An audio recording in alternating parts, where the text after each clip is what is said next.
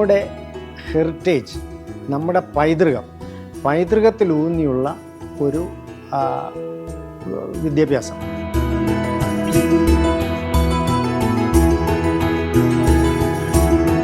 അവരിവിടെ വന്ന് കയറുമ്പോൾ തന്നെ കിളികളുടെയും അവരുടെ ആ ശബ്ദങ്ങളും ഒക്കെ കേട്ട് വലിയൊരു ബയോഡൈവേഴ്സിറ്റി ഇതിൻ്റെ പരിസരത്ത് നിലനിൽക്കും.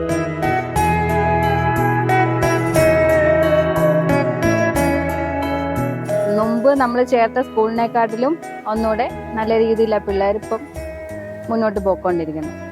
പഠിത്തത്തിനാണേലും പിന്നെ മത്സരത്തിനാണേലും എല്ലാം നല്ല ഇതിലാണ് പോകുന്നത്.